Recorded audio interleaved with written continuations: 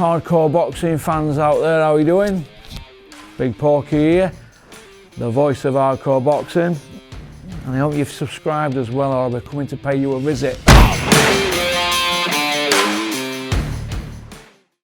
Porky's Corner is proud to be sponsored by Spartan Site Solutions. They are specialists in civil engineering and demolition contracts for the construction industry. Interested parties should visit their website or contact Porky's Corner for a referral at porkycorner@mail.com.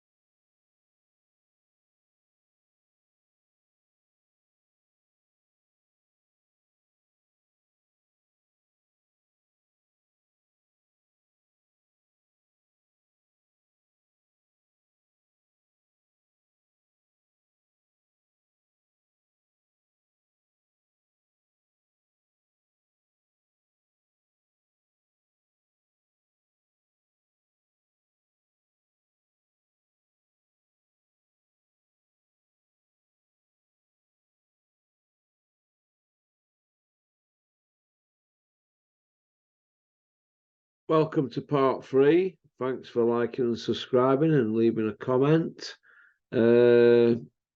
Julian, the Saudi experiment, is it a nightmare or is it good for sport? It's good for boxers and it's good as a shorter term thing. Everybody's getting mega bucks. Well, I say everybody's getting mega bucks. What does it do to boxing in Britain? What does it do to boxing the rest of the world? And the one thing that has become clear is, as a spectator sport, whilst the events are unbelievable, I've said this before, like when they have boxing in China and Japan, it's a very different audience. They don't engage. They're not as noisy and as loud as the US or the Madison Square Garden, or certainly the British fans. So I don't enjoy watching it as a spectacle, but if I was on the other side of the world and I was in Saudi Arabia watching it, I'd probably have an amazing time, an amazing experience and enjoy the event. But I just don't think it transitioned across through the TV in terms of the atmosphere. So I don't enjoy boxing in Saudi Arabia as a viewer, but the money's there. It's everybody's making money, everybody's happy. But as I've said to you, what happens to everybody else who can't get on a Saudi gig, Russell? Yeah, it's I'm just worried about all these small shows around here, small Exactly. I think the likes of Mark Bates and Steppy Bull, Dennis and Mark, and they're gonna have to start working together. They're gonna have to start reinventing this boxing, or getting together and getting more competitive fights and having a bit more cross-fertilization, because competitions or something between gyms. You'd think they'd do something, wouldn't you? Thank you, son. Cup of tea. Put prize money up or something. Do something, man. You gotta, yeah, because this home fighter versus away fighter who's 3-27, and these 54 points wins, the stink, and they're all becoming really stale, and we're gonna have to do something, aren't we, to inject. They can't keep wheeling out Sergeant Bobber and Elvis Dove. I mean, that's the thing, you see. You go to some of these shows, and I learned this when I was coming through as a pro coach. I'd go to a VIP show, and week after, I'd go to another one. I'd be handing up for someone. It'd be same journeyman who just boxed someone the week before, fighting someone else, and then fighting up in a Range Rover. Same guys all the time, and it just becomes really just. I don't know. I bet people love me being on and think, God, you're a miserable fucker. But you know, I'm coming from dirty. It's like, what do we do to get people back watching boxing? What do we do to simplify it? I don't know, mate. I don't know. Because as you said on part 2, when you touched on the The Tommy Fury thing, Tommy Fury KSI. Absolutely best thing for Tommy Fury was to do the influencer thing he's doing. KSI is making crazy money. Jake Paul's making crazy money. And the fights are absolute cack, aren't they? The fights are cack, but everybody likes the build up and the event and the PR and everything that's around it. But if you look at the actual substance that you're getting, it's all fur coat and no knickers, and it's just all I don't recognize boxing compared to what I used to, and that's not just because I'm an old fuddy-duddy or from a certain generation. You know, I'm around young people. I work with young people. I've got 4 young kids. You know, young adults. I'm aware that the times are changing, but it's dying on its ass, mate. It's dying on its ass. And anybody says it's not, go along to your next local show, sit and watch it. I'm not talking some of those decent shows you get at the York Hall, but I'm talking go to some of these boxing shows in the Midlands, some of the ones in Leeds or in Wigan or at so-and-so leisure centre, you know, Rotherham. They're pretty poor spectacles, aren't they, really? Joe G got in quick at Saudi, didn't he? He's a guy who's he says, I've said it before, I'm not digging out individuals now, but when I see a guy like Joe Gallagher, really, he's made a few quid in boxing, but when he's starting to make money and starting to be somewhere, yeah, in boxing, I've got no issue because he's paid his dues. Yeah, and isn't it a good story though, isn't it, now for Joe? It's brilliant. What I have an issue with is the Sam Jones of this world. And who's that latest guy who was, I can't remember his name, the guy with the ginger hair who looks after Joe Joyce and 1 or 2 other people. Sam Watson or some Sam fucking whatever. Who are these people who get in boxing? How do they get in boxing? A ginger cunt. Making money out of just getting aligned with these fighters and becoming faces in boxing, and like the Sam Jones, and it's like a fucking car salesman. I had a car pitch. You're not bloody. I'm not blasting my arsehole off like Sam Jones is inside. You're not representing world ranked fighters, are you? And earning a crap. You know, I don't know. It's a bit like it was the same when you heard the story, mate. I was an ex amateur a few years, and then I was handing up when he was an amateur. If you were 16, you could hand up in the corner, and I learnt my trade going to shows as a spare, not just boxing, but going as a spare and going with lads and young amateur coach.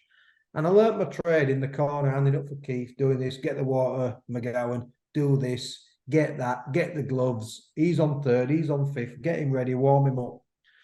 As an ex-boxer, I learnt my trade, and then I went across to the, you take kids to the championships in the amateurs, then the developments, then the junior ABAs, then the ABAs, and you learn your trade. And then you go through the pro ranks. I turned over pro, Mally McIver, first pro work with. Then weekends I'd hand up for so many fighters, doing a few cups, just learning the game, being in the gyms. Nobody wants to do that now, do they? No. People just come from representing footballers, doing this, doing that, car salesman, straight in, talk a good fight, and they become fucking experts on boxing. They become faces in boxing, and they don't know a left up from a fish hook. And it's like, where do these people come from? Where do they come from? What do they actually know about boxing? Because if you knew anything about boxing, right? And I'm not going in on this guy because I don't know. You just told me his name, the Joe Joyce guy. I don't know who these people are. But I'll tell you something. If I knew anything about boxing, I wouldn't have put Joe Joyce back in with Zhang.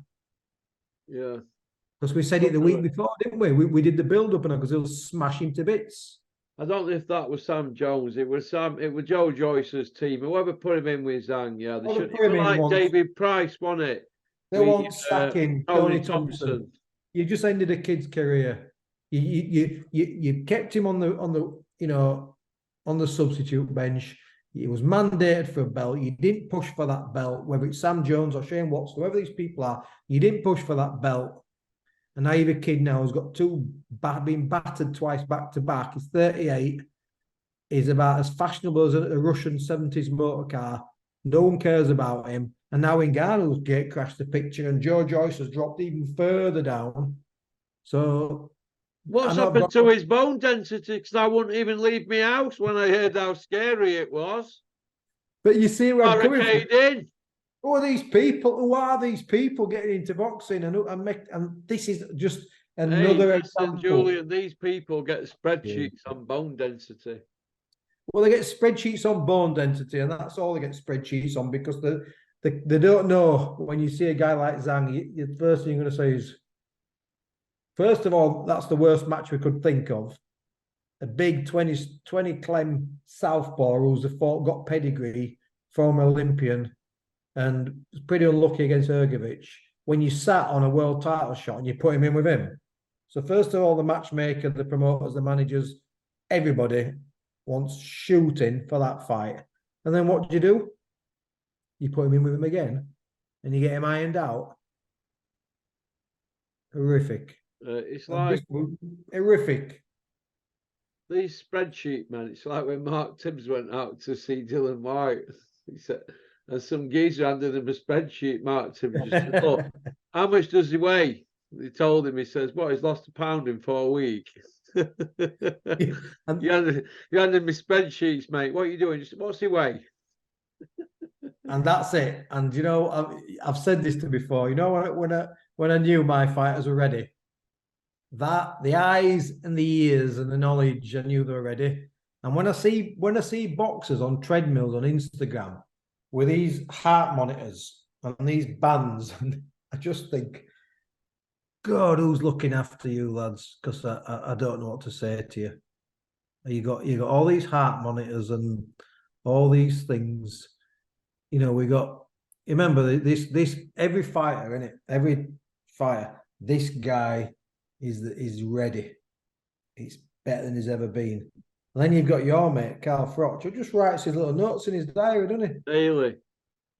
He knows what he's done. He knows what he's. He knows what weight he should be with so many weeks out. And he knows when he's ready. He doesn't need 15 people tickling his balls while he's on a punch bag. 6 of them holding iPhones, 3 of them holding monitors and spreadsheets. Writes it down after every session. Who are these people? You know, who are these strength conditioners? I'm off now. Folds all his own stuff, puts it in his bag.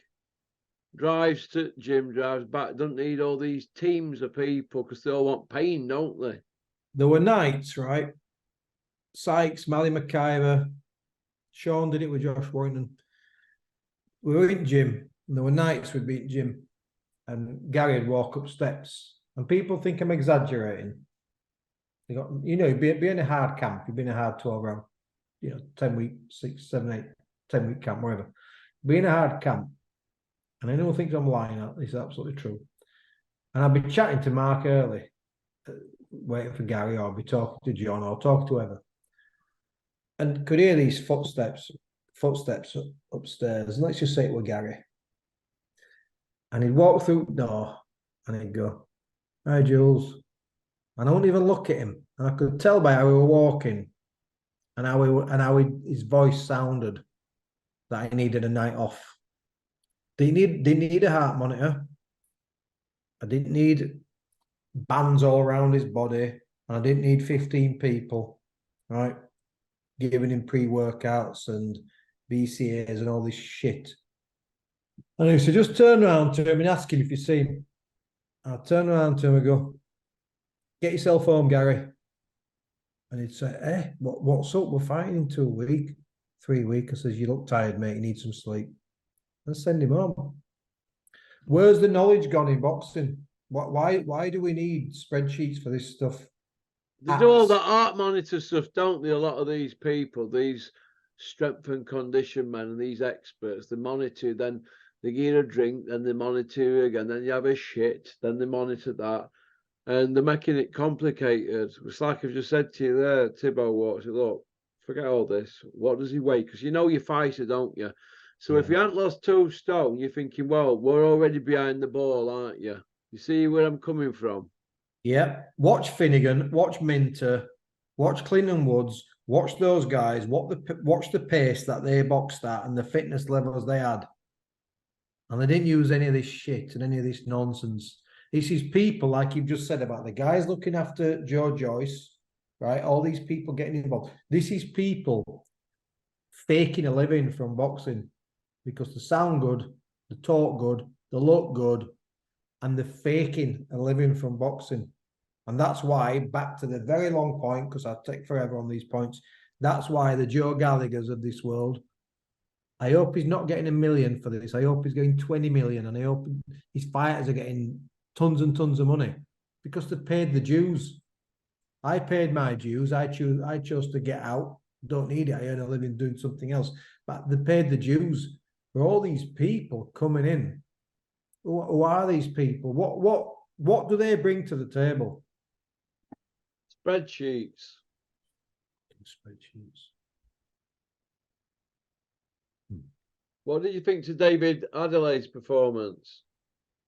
Well, I said to you last week, didn't I? I hate to say I told you so, but I said Wardley will stop him. Yeah. Not surprised at all. Wardley Is he in the mix, Wardley, now, George? in the mix. We need to. There were two things happened on Saturday night. Two things that told me that the face of boxing was changing. There's always an exception to the rule. We had an MMA fighter who came in and almost beat the #1 heavyweight in the world. But we also had a fighter in Fabio Wardley who looks a fantastic young heavyweight coming through, who's got no amateur pedigree whatsoever and has come through white collar. And it just shows how things change. But as I've always said, as a coach, as a boxer, whatever, you either get boxing or you don't.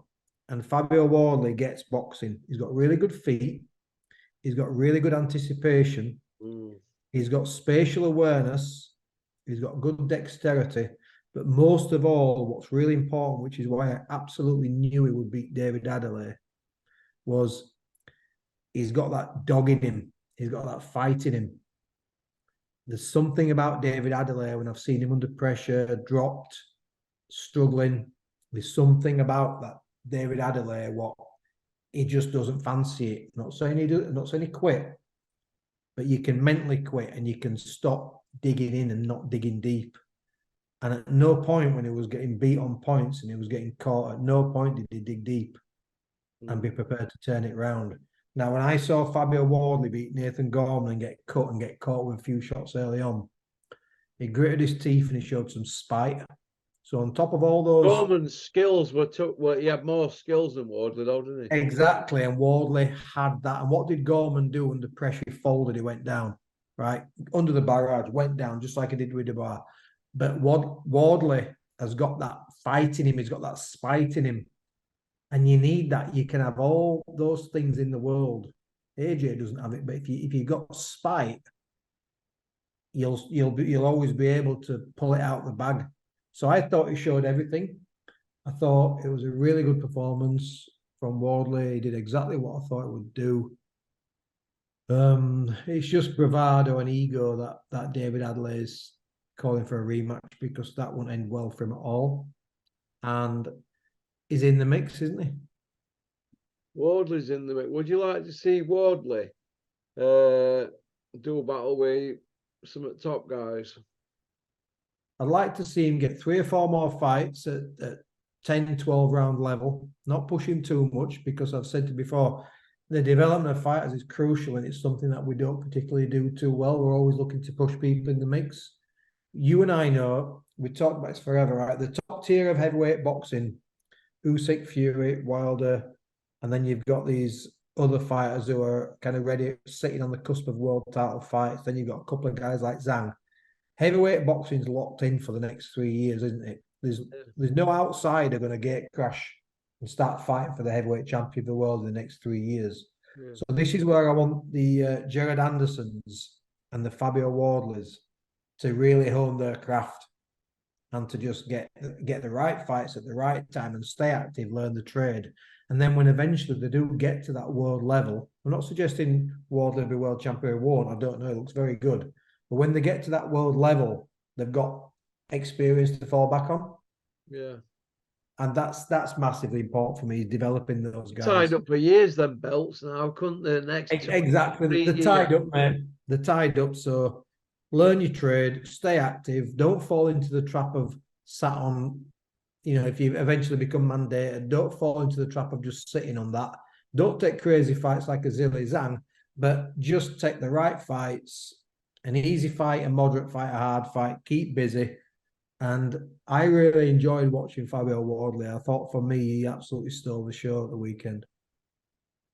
Yeah, do you think he could really do something? He's torn up the textbook because he doesn't have that pedigree. But I just think he gets it. He gets fighting, and one of the key things with people who get fighting is they know when to push and when to pull, and that's really, really important in any brilliant boxer, is knowing when to push and knowing when to pull. AJ doesn't know when to push and when to pull. He pushes and pulls when he's told to. And I thought Wardley was very, very patient, but he wasn't patient, not doing anything. He was doing enough to win the rounds. Adelaide was just lacking ideas. He hasn't kind of found his style yet. He's certainly not a boxer. I think he needs to work on his volume. I wouldn't rule him out as being a half decent fighter himself, but I think Wardley was a guy 3-4 years ago I wasn't massively impressed with. But when I'm wrong, I'll always say I'm wrong, and I was wrong about him. And I think he's in the mix. I think he's What about Wardley against Big Meech? Like I said, those guys are just going to bounce off against each other for the next 3 years, aren't they? Who would I want to see Wardley fight next? I'm not massively bothered as long as he fights consistently. He doesn't need to fight elite fighters every time. Who do I want to see him fight next? Put Derek Chisora at his misery, or man from Atlantis. He'd pagger him, wouldn't he? Because the one thing he does have, as I said a few minutes ago, he has really good feet. He wouldn't trade with Chisora. I don't want to see Chisora fight. Don't you? No. So if that's all I've got to look forward to, I'll rip the plug out the wall now. I'll start reading books, mate. Billy Joe says he's on undercard. Billy Joe, Eubank, Ben undercard. Don't see him. Don't see On Billy Joe. Talksport earlier. I want to see. I want to see I either want to see the best fight the best at their best, or I want to see fresh blood coming through. I want to see these young kids coming through. I think it's generationally now. I think we've got brilliant fighters like Canelo and those guys, but it's time for them to start moving on now. And let's see if we can get some more interest in boxing and get some fresh blood through. And this is always a challenge, isn't it? Because you get the great fighters then, and they don't fight. They don't fight often enough. It's like I heard the other day. I can't remember who it came from. Might have been Eddie Hearn talking about Catterall and Josh Taylor fighting again. Couldn't care less. 2 years ago, I couldn't care less. I'm not interested. Yeah. And just because, all right, it was a crappy decision. The fight was rubbish. The fight was boring. Look at all mayhem it caused with judging and court cases. But Jack Catterall's a very competent, very skillful fighter, but he could put a glass eye to sleep, couldn't he? Yeah. Josh Taylor's best days have gone. That's done now, effectively 2 back-to-back losses. I don't want to see them rematch. I want to see the Keyshawn Davises. I want to see guys like that coming through in competitive fights. I want to see Sonny Edwards and Bam Bam. That's a good fight. Yeah. I don't care. He's under radar, doesn't he? But he's still there. I don't really care if Sonny wins or loses. Let them fight twice. Let other guys fight in the mix. Just let's get some good fights out there. I'm not one of these obsessing fighters remaining unbeaten and just looking for great fights. I just want to see competitive boxing often on my TV, and I don't want to see YouTubers. I don't want to see MMA guys crossing over. I don't want to hear about Wilder and AJ. I don't want to hear about Ngannou and Wilder. I don't want to hear about AJ and Ngannou. I don't want to hear about Derek Chisora. I definitely don't want to hear about Dave Allen. I don't want to hear about these guys, mate. I want to see some talented fighters. It's all that interests me is seeing talented fighters, like a couple of the guys on the matchroom roster, good fighters. Dennis McCann. So what? He's had a draw. He's the one. He's the one fighter, Dennis. But just let's get some kids out there and fresh blood out there. It's all boring. I don't even want to see Eubank and Ben. I'm not right bothered about it. Oh yeah. In fact, have you noticed it's the first time in the last 2 or 3 weeks me and you we haven't talked about Conor Ben. I don't want to talk about him, man. I'm bored of him. Yeah. He's as boring as I am, is Conor Ben. That's how boring he is. Yeah. Do you feel for Lawrence Coley at the moment?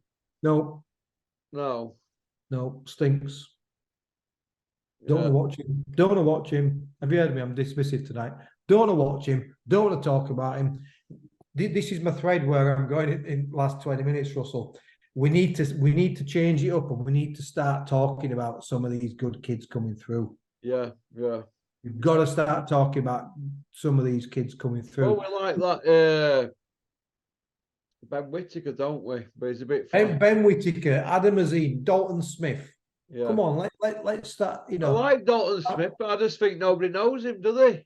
That's the problem. He's a brilliant fighter to watch. I think his style is fantastic to watch. I love box fighters. He's a hunter, isn't he? I love to watch box fighters who can drift off, take a half step back, set a trap, throw a left hook, but put it on you. He reminds me of John Murray a lot, I think he's more agile than John Murray. I think he's got better movement and better range. John Murray was very tucked in, quite pedestrian, as strong as an ox, but he used to block shots with his gloves and his forehead. I didn't love that. I think Dalton Smith's brilliant to watch. Whether he's world class, not convinced, but in fact, best young fighter in boxing. Are you ready for it? Yeah, go on. That's the way I am tonight. I'm like, let's stop talking about these guys and we can't criticize boxing for not moving on if we're going to continually focus on the guys who just get big tweets. Right. When I used to have a young amateur a few years ago, when I went back into amateurs after pros, I went amateur, then pro, then amateur, then I was pro-am, then went back to pros. I was training some young good amateur kids. They went on to win the development championships. It was nice to take kids to titles in the amateurs. And one lad I was training is no longer boxing now. A lad called Rizwan Arslan, young Asian kid, lovely little boxer, won the novices. Why am I mentioning Rizzy? Because every time Rizzy was in the novices or was on the junior ABAs, there was a young kid called from Sheffield who caught my eye, called Junaid Boston. That kid is absolutely fantastic. Junaid Boston, when I heard he was turning pro, I went, oh, that's a good move. That's a good move. And when he was amateur, he was with Grant Smith. So, Grant Smith's an old mate of mine. I don't see much of him now, but massively underrated coach. And when I heard Junaid Boston was turning over, I said to Joe and Kelsey, because they saw him box as an amateur. When Rizzy boxed, they used to follow little Rizzy. And I saw Junaid box 2 or 3 times. When kids just have class. Yeah. And I saw Junaid win the junior ABAs, and I thought, he's got pro written all over him. Well, I think he's with Matchroom now, and I think he's 6-0, 5 KOs, or 7-0, 6 KOs. There's not a thing that Junaid Boston can't do in the ring. He's absolutely brilliant. He trains with Sonny Edwards. He trains with Dalton Smith. What a stable that is. What a stable Grant Smith has got right now. So you've heard it here. I was going to mention it a few fights ago, and we might have gone on talking about other things. Junaid Boston's the best young prospect in Britain right now. He's absolutely brilliant. He can switch. He can step. His range is brilliant. His defense is brilliant. He's got power. He's got strength, and he's still not finished growing at the moment. That kid's brilliant, mate. So I want to see Junaid Boston come through. I want to see Dalton Smith come through. I want to see Grant Smith get the recognition of being the best coach in the country. I want to see the hot fighters come through. I want to see Adam Azine come through. I want Dennis McCann to develop. I want these kids to come through because we need the next generation of fighters to come through so we can stop watching 36, 37-year-old heavyweights fall around in a ring. That's what I want, Russell. That's Yeah. my wish list for 2024. I see where you're coming from with that. Do you think we've feasted too much on this Joshua Fury? Definitely. We're missing this young crop of young talent that we can get behind. I mentioned Terry a few times tonight, but that's why I like listening to Terry's podcast. I don't always listen to them as and when they come on. I put them on in the car. I always listen to your channel when I'm driving to work, driving to Anna's, whatever. And Terry will mention kids, what no one else is talking about. And I think, how have we got these kids in the gyms and these talents in the gyms that people aren't really talking about? And why aren't they talking about them? It's because of the man in the thumbnail now, because of this, isn't it? Yeah. It's that freebets.com, them who don't know about to do with gambling. we're paying too much attention to the stuff that's ruining the sport and the stuff that's putting the hardcores off and bringing the casuals to boxing and making it a circus. And the Junaid Bostons of this world, we should be talking more about Junaid Boston and Dalton Smith. We should be demanding that Dalton Smith fights every 2 months, every 3 months. We should be demanding this stuff, mate, instead of saying, what do you reckon about Dillian White now? Do you know what I'm saying? Is that we're almost guilty of what we're. I've gone deep tonight. We always do, but we're guilty of what we're accusing others of, aren't we? Yeah. You create the demand by talking about it, don't we? By talking about John Fury grabbing his dick and showing his ass, John Fury's going to grab his dick even more now and show his ass even more. Yeah. Because What's we're going to talking happen about when John Fury goes in a restaurant in UK and he ain't got a butler? Go out and kill some wild boar, won't he? Be all right with John. Do you think he'll land on his feet wherever he goes? I don't know. One thing, wherever he goes, one thing we know, MI5 will be watching him, mate. From the moon. What do you think when he come out with that one? I didn't know if it was a wind-up or if he actually believed it and he kind of needed a bit of rest or something, a bit of time in hospital. I don't know. It's funny, but I'm trying. You know, I said to you, didn't I? Watched the fight on Saturday, and then I've not really watched that much online since. I'm trying not to because it kind of spoils the experience for me. I think it were overkill leading up to the fight with interviews. I just think that. Do you know the one person I love listening to? Oh, Shane Fury. Shane Fury is quality. He speaks real. It's just something about him I like listening to Shane Fury. He's like, he says as it is. He doesn't dress anything up for Tommy, and he doesn't really dress anything up for Tyson. But yet he's defensive as well because he has to be, because these are his brothers, these are his family. So you have to be defensive. But every now and again he'll put a line in with Shane Fury that's really real. And I think, you know what, if I could ever have a pint with somebody and talk to somebody just about anything, it'd be Shane Fury out of the whole bunch of them. He's the one I do enjoy listening to. And if he pops up on YouTube, I'll give him pop, 10. pop, bang. But John, the only time I see John Fury is when you guys send me stuff. Oh, just watch it. Watch this, Jules. And I'm like, you know, you watch through your fingers like that, don't you? And I just watch him. Have you seen that one tonight he's put out for his 200 bags off KSI? Says he's going to terrorise him. I mean, I'm all right. I've no issue with him. If he's had a bet, then he's only just landed and got his phone turned on tarmac. if he's had a bet and he's entitled to his money, then KSI should pay up. But Tyson's not paid up on a few bets either, has he? No, Piers Morgan and Holmes. And would John have paid up? I guess that's not the point, but would John have paid up if he'd lost the bet? You think John will be on him now forever? I don't know. What I do know is if I were a multi-millionaire like KSI and I'd had a bet with someone, I'd just pay up. Yeah. 200 grand to KSI is nothing. Just pay your money. If you've lost your bet, pay your money.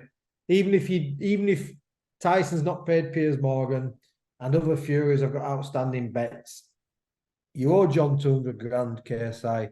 Pay your bets, mate. Come on. Because alternative is John tipping him upside down in some toilet at an arena, isn't it? Yeah. Do you know something? Whatever we say about John, I think he's straight in that way. I think he would have paid up. I think had Tommy lost, he would have paid up. Oh, John. Yeah, I think he would have. What do people think about that in comment section? Would Big John Fury, big fighting man, would he have paid up the 200 bags? Sometimes your mouth's that big. You back yourself into a corner. You have to follow through, don't you? You have to deliver. John don't back everything up. Come on. Well, yeah, we haven't seen. Well, the 100. No, I'll take it back. All right, we've had 3 good chats. I've probably soured it in the last 5 minutes, and we've gone from Junaid Boston to John Fury, and we said we shouldn't have done it in this part, didn't we? I know, yeah. He's dominant. He's the man at the moment, isn't he? Francis Ngannou's the man. Well, Ngannou's the man. Hey, listen. Oh, Pop Bang Man call him out. He's called everybody else out. Lennox Lewis, Tony Bellew, Mickey Fio, Mike Tyson, Riddick Bowe. He wants them all. Evander Holyfield. He wants that smoke, John. You might want that Ngannou smoke. I don't want to see any of it.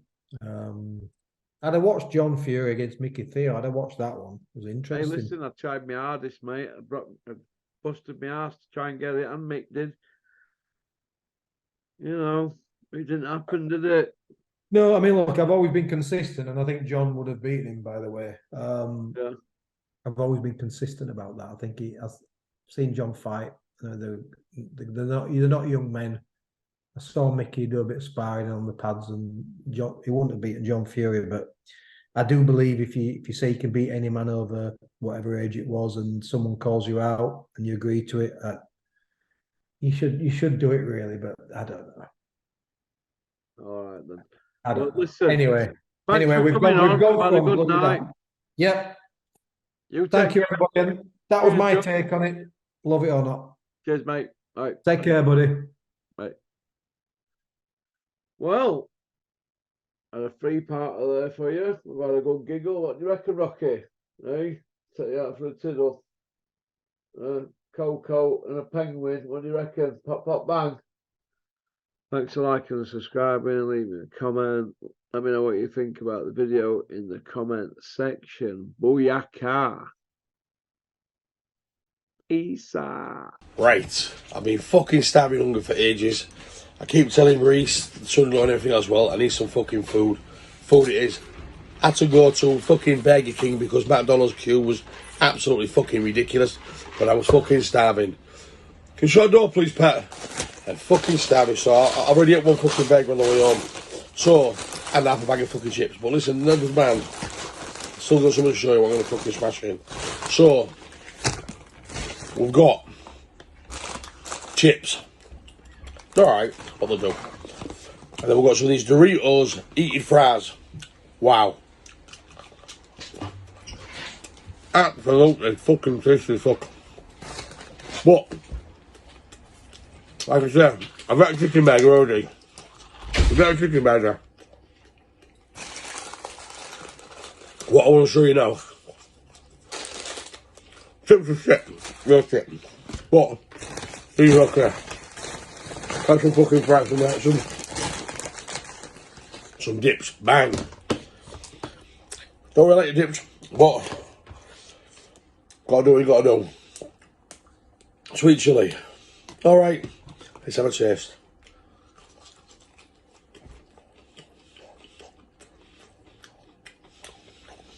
Alright. Alright. Chips. What else called chips? Shit. Absolute fucking shit. No salt. No fuck all. But, yeah, what they are. Right.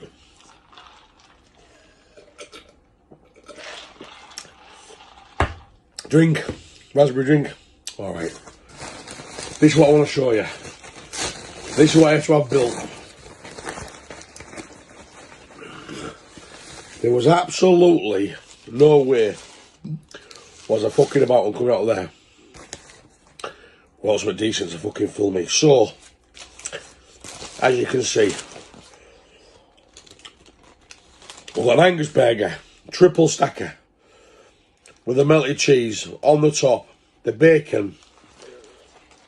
Listen, I'm not even going to fuck about. I'm not going to mess around.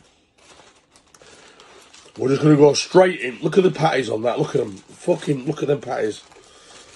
Look at them bad boys. Look at them. So we're just going to go. Look at them. Look how fucking. Look, watch.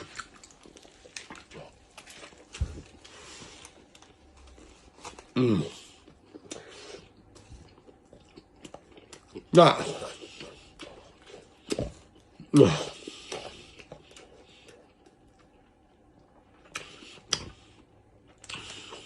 Okay, look there. That is just fucking absolutely boss. So, Burger King, I don't really rate it as a rule. But I've been that hungry. I just had to do it. Like and share. If you want any more, I'll be back. See ya. I'm over and out.